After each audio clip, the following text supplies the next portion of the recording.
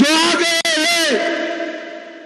अभी तो चुनाव आयोग ने सिर्फ मतदाता सूची से निकाला है, भारत की भूमि पर से उनको निकाला जाएगा। भाइयों बहनों, पूरा बंगाल दीदी के गुंडों के भ्रष्टाचार से त्रस्त है। आपको सीमेंट लेना है, सिंडिकेट को पैसा दो। ईंट लेनी है, सिंडिकेट को पैसा दो। अरे बालू लेना है, सिंडिकेट को पैसा दो। मैं आपको बताता हूं, 5 मई को इस सिंडिकेट वालों को हम उल्टा कर सीधा करने का काम करेंगे। बंगाल की तिजोरी पर जिन्होंने डाका डाला है, वो सभी को जेल की सलाखों के पीछे ओ फौजदार साहब, इनको बुलाओ तो। ओ भाई, आप जरा पीछे आ जाओ। ओ रेलिंग को छूकर खड़े हो जाओ। कोई कुछ नहीं करेगा, रेको कर रहा है, काहे को बवाल कर रहे हो? शांति रखो भाई, शांति रखो। भाइयों बहनों, तूफानगंज की ये भूमि हमें संस्कृति की पुरातन भूमि है। यहां पर जहां भी खुदाई होती है, वहां पर मूर्तियां निकलती है। हम एक म्यूजियम बनाकर बंगाल की संस्कृति को संजोने का काम करेंगे, संजोने का काम। राजा नीलांबर से जुड़ी हुई 1200 साल पुरानी सभ्यता को भी इसी म्यूजियम में स्थान देने का काम करेंगे। भवैया संगीत और यहां के कलाकारों के लिए, नाटकों के लिए एक इंस्टीट्यूट बनाने का काम करेंगे। और ये जूट मिलें जो बंद हो रही है, वो सारी जूट मिलों को नई मशीनरी के साथ पुनर्जीवित करने का काम भारतीय जनता पार्टी करेगी। रायडाक नदी के तटबंधों को रिपेयर करेंगे और ये तटबंधों से नटबाड़ी में पीने की पानी की किल्लत को समाप्त करेंगे। अभी अभी हमारे प्रत्याशी रविंद्रनाथ बोस पर तृणमूल के गुंडों ने हमला किया है। मैं आज दीदी के गुंडों को कहने आया हूं, 23 तारीख को मतदान है, याद रखना। अपने घर के बाहर मत निकलना, वरना 5 तारीख के बाद सभी के सभी जेल की सलाखों के पीछे। भाइयों बहनों, हमारे भारतीय जनता पार्टी के सैकड़ों कार्यकर्ताओं की इन्होंने हत्या करी। मैं आज कह कर जाता हूं, आप कमल फूल की सरकार बना दो। भाजपा कार्यकर्ताओं की हत्या करने वाले सारे लोगों को सजा कराने का काम भारतीय जनता पार्टी की सरकार करेगी। ये दीदी ने उत्तर बंग के साथ 100 त्योहार करा है। बंगाल का 4 लाख करोड़ रुपए का है। कितना है भाई? जोर से बोलो, कितना है? और 4 करोड़ में से मुसलमानों के लिए 5,700 करोड़ दिया। और उत्तर बंग के लिए, पूरे उत्तर बंग के लिए सिर्फ 1200 करोड़ रुपया दिया है, 1200 करोड़ रुपया। मगर उत्तर बंग वालों, अब चिंता मत करो, हम उत्तर के विकास को प्राथमिकता देकर कराएंगे। दार्जिलिंग से सुंदरवन एक नया नेशनल हाईवे मोदी जी बनाएंगे। उत्तर बंग में एम्स बनाना चाहिए या नहीं बनाना चाहिए भाई? अरे जोर से बोलो, बनाना चाहिए या नहीं बनाना चाहिए? उत्तर बंग में एम्स बनाने का काम भारतीय जनता पार्टी की सरकार करेगी। उत्तर बंग में एक समर्पित 500 बेड का कैंसर का अस्पताल हम बनाएंगे। उत्तर बंग के युवाओं के लिए यहां पर एक आईआईटी बनाया जाएगा, आईआईटी बनाया। और आईआईटी के साथ साथ उत्तर बंग के युवाओं के लिए आईआईएम बनाने का काम भी भारतीय जनता पार्टी की सरकार करेगी। हमारी महान राजवंशी भाषा को 8वीं अनुसूची में रखकर संसद में बोलने वाली भाषा बनाने का काम भारतीय जनता पार्टी करेगी।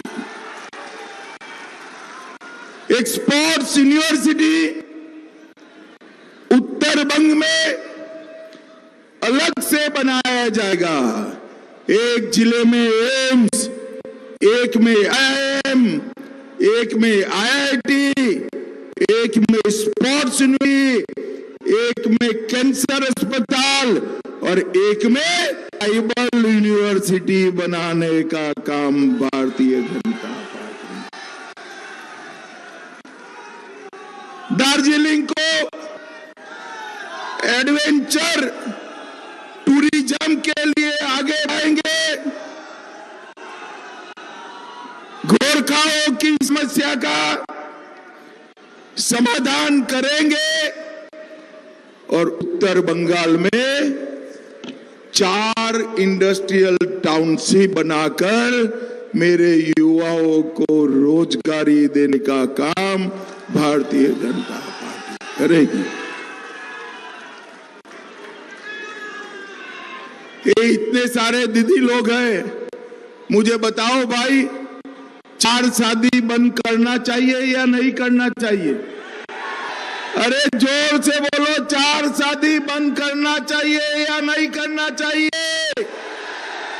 कौन करता है मालूम है ना? पक्का मालूम है?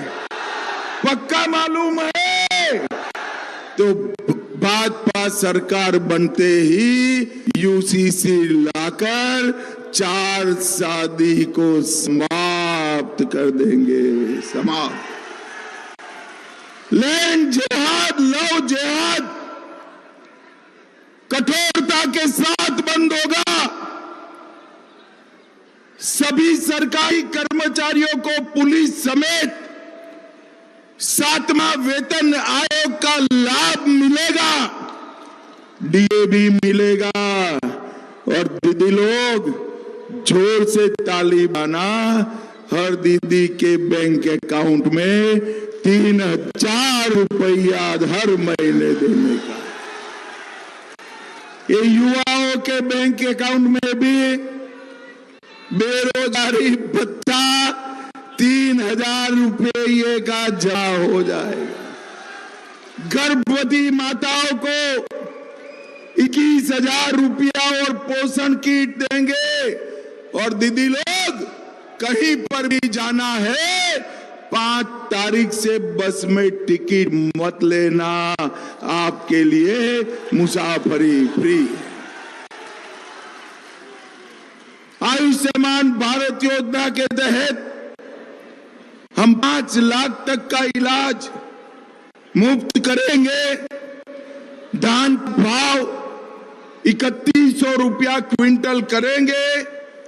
किसान सम्मान निधि हर किसान को 6000 से बढ़ाकर 9000 रुपया देने का काम भारतीय जनता पार्टी करेगी।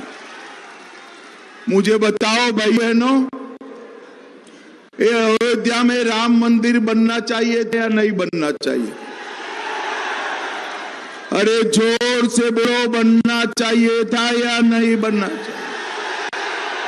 550 साल से मुगल, अंग्रेज, कांग्रेस और दीदी रामलला के मंदिर को रोक कर बैठे थे। 19 में दूसरी बार मोदी जी को चुनकर आप लाए। मोदी जी ने राम मंदिर बनाकर जय श्री राम कर दिया। अब बाबरी मस्जिद की जगह राम मंदिर खड़ा है। और यहां बंगाल में दीदी वो हुमायूं कबीर जो उसका चट्टा है, उसको पार्टी के बाहर निकाला नाटक करने के लिए। और हुमायूं कबीर बंगाल में बाबरी मस्जिद बनाना चाहता है। ए दीदी सुन लो, ये हमारा बंगाल भारत का हिस्सा है।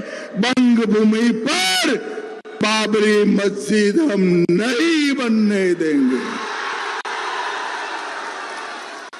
भाइयों बहनों, ये कांग्रेस, टीएमसी, कम्युनिस्ट आतंकवाद को बढ़ावा देने वाली पार्टियां, उनका शासन था। 10 साल तक अनेक बम धमाके हुए, टेररिस्ट आए, उनको बिरयानी खिलाते थे, बिरयानी।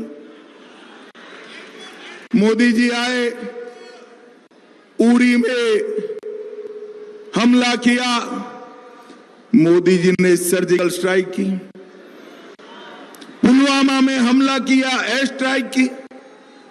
पहलगांव में हमला किया, ऑपरेशन सिंदूर कर कर पाकिस्तान के घर में घुसकर।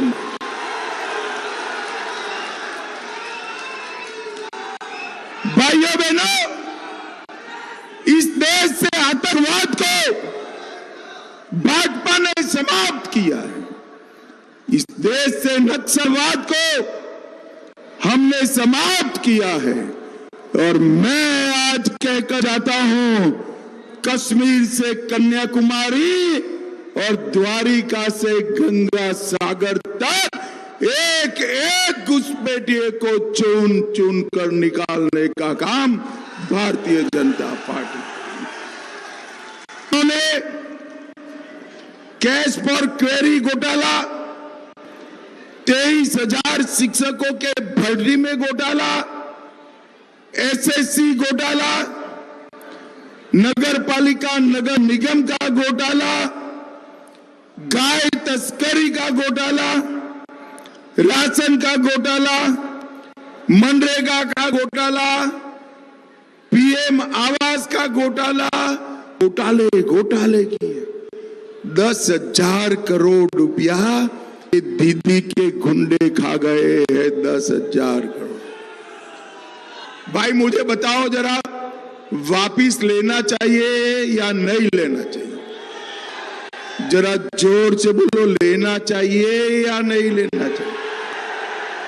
अरे आप चिंता मत करो दीदी लोग, 5 तारीख के बाद जिन जिन ने पैसा खाया है सूद समेत वसूल करने का काम भारतीय जनता पार्टी। और अंत में युवाओं, इस बार दीदी के गुंडों से डरना मत, जरा भी मत डरना। चुनाव आयोग ने सेंट्रल पैरामिलिट्री फोर्स की व्यवस्था की है। एक गुंडे अगर आए तो कहीं के नहीं रहेंगे, कहीं के। इस बार भय रहित कमल के निशान पर बटन दबाना है। मुझे बताइए, कमल के निशान पर बटन दबाएंगे क्या? अरे सुनाई नहीं पड़ता है। कमल के निशान पर बटन दबाएंगे। आगे आओ दोनों प्रत्याशी, आगे आओ भाई। हमारे दोनों उम्मीदवारों को प्रचंड बहुमत से जिताएंगे। मोदी जी का हाथ मजबूत करेंगे। ये भाईपों को अपने घर वापिस रवाना करेंगे। तो मेरे साथ दोनों हाथ उठाइए जरा, विजय के संकल्प की मुट्ठी बींचे और प्रचंड आवाज से बोले, जय श्री राम, जय जय श्री राम। একদিকে এমন তুফানগঞ্জে অমিত শাহ, অপরদিকে দেখলেন চালসায় Mamata Bandyopadhyay road show.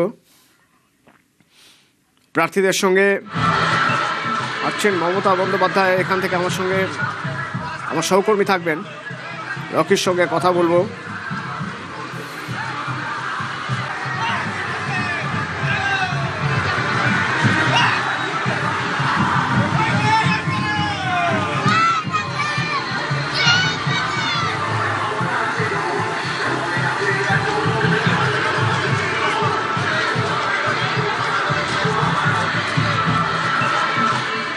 Rocky আছে আমার সঙ্গে ফোনে। রকি, কোথা থেকে রোড শো শুরু হয়েছে, কত দূর পর্যন্ত যাবে, কারা রয়েছেন?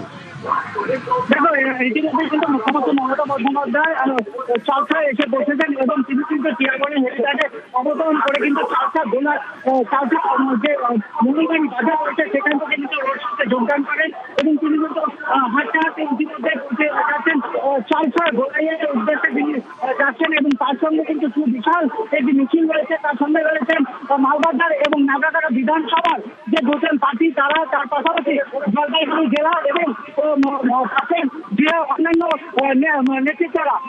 কারণ এই যে 26-এর ভোট, এটি কিন্তু প্রার্থীর চোখ বলে মনে করছে এই দুয়ারে। কারণ হচ্ছে এই যে চা বাগান রয়েছে, চা বাগান কিন্তু বড় বড় বিজেপির ঘাঁটি বিগত ইলেকশনে দেখা গিয়েছে 2024-এ সেখানে কিন্তু তৃণমূল ছিল।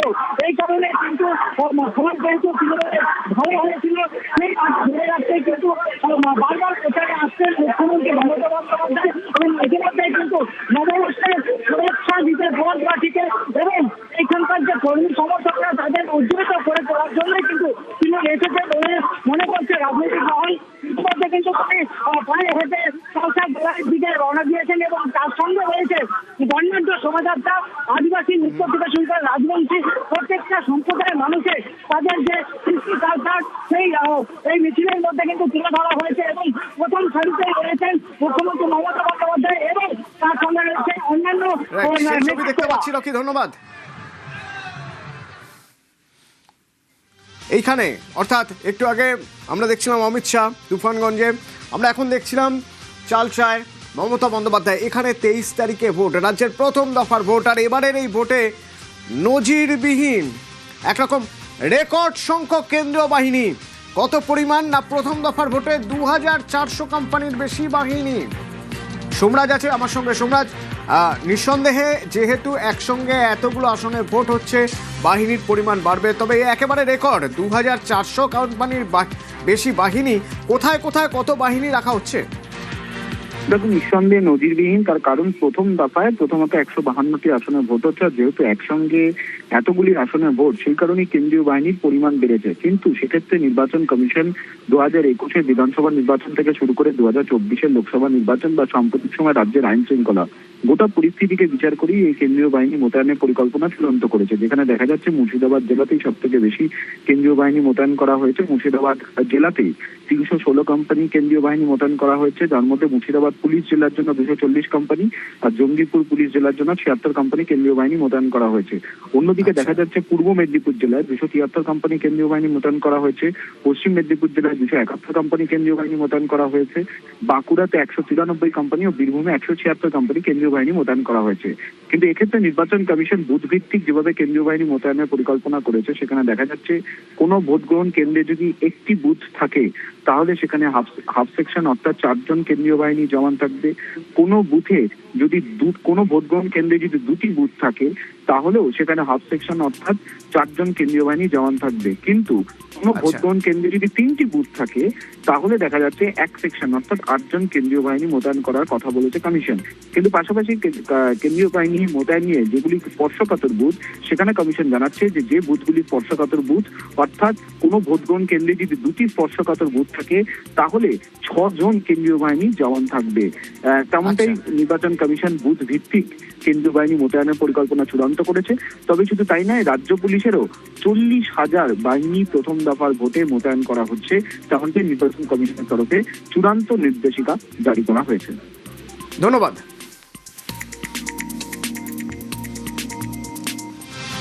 আর যারা ভোট দেবেন বা ভোট প্রক্রিয়ার সঙ্গে যারা যুক্ত রয়েছেন তারাও তো ভোট দেবেন, যারা ভোট কর্মী তারা ভোট দেবেন, তাদের জন্য আগে ভোটের ব্যবস্থা রয়েছে। তো এই আগাম ভোট গ্রহণ, তমলুকে যখন আগাম ভোট গ্রহণ চলছে তখন সেখানে দেখা যাচ্ছে চরম বিশৃঙ্খলা, কারণ 700 জন ভোটারের জন্য মাত্র একটা কাউন্টার। এই গরমে কতক্ষণ লাগছে এক একজনের ভোট দিতে, কতক্ষণ সময় লাগলো জানবো। সুজিত রয়েছে আমার সঙ্গে ফোনে। সুজিত, এক একজনের অন্তত 10 মিনিট সময় লাগছে এবং সে কারণে সমস্যা রীতিমতো বলা যায় যে বেড়েই চলেছে এবং সে কারণেই তারা রীতিমতো ক্ষোভ জানালেন। ভোটের আগে ভোট এবং সেটা তমলুকে, সেটা যারা আগাম ভোট দিচ্ছেন পোস্টাল ব্যালটে ভোট কর্মীরা, তারাই আজকে ক্ষোভে ফেটে পড়লেন। আজকে ভোট কর্মীরা যখন ব্যালটে ভোট দিতে এসেছেন তারা কিন্তু অব্যবস্থার অভিযোগও তুলেছেন। কারণ তুমি যে কথা বললে, আমি যেটা বললাম যে টানা দীর্ঘক্ষণ লাইনে এই গরমে দাঁড়িয়ে থাকছেন এবং তার কারণ পোস্টালে ভোট এবং পোস্টাল ব্যালট, সেই ভোট দিতে গিয়ে লাইন কিন্তু ক্রমশ বড় হয়েছে। কিন্তু তারপরেও কিন্তু ভোট যে দেওয়া সেটা কিন্তু সমস্যার মধ্যেই থেকেছে। অনেকে ভোট না দিয়ে বেরিয়ে যাওয়া কিংবা যারা আছেন তারা ক্ষোভ জানানো সবটাই করলেন এবং আমাদের খবর তারপরে তড়িঘড়ি একটা ব্যবস্থা নেওয়ার কথা বলা হয়েছে, কিন্তু এখনো পর্যন্ত যেমনটা ছিল তেমনটাই বলে চলছে বলে তারা অভিযোগ করছে যারা অভিযোগকারী। এবং এই ঘটনা তমলুকের জেলা শাসকের দপ্তরের যে নিমতৌলি তার কাছাকাছি এলাকার একটি স্কুলের ঘটনা এবং সেই ঘটনা নিয়ে যখন এলাকার মানুষজন দেখছিলেন যে ভোট যারা দিতে এসছেন তারাই হঠাৎ চেঁচামেচি করছেন, তারপরে এলাকায় পুলিশ অতিরিক্ত গেছে অতনু, কিন্তু পরিস্থিতি এখনো বদলায়নি বলে অভিযোগ। ধন্যবাদ। একটাই কাউন্টার, দ্বিতীয় বা তৃতীয় কোনো কাউন্টার করেনি। ভোট কর্মীরা এসেছি, আমরা ভোট দিতে পাচ্ছি না। এক একজনের ভোট পিছু 10 মিনিট করে সময় যাচ্ছে। তাহলে হিসাব করুন 500-600 জনের ভোট পিছু কত সময় লাগে ভোট নিতে। প্রিপ্যান করে করা হয়েছে, এটা আমার ব্যক্তিগত মতামত।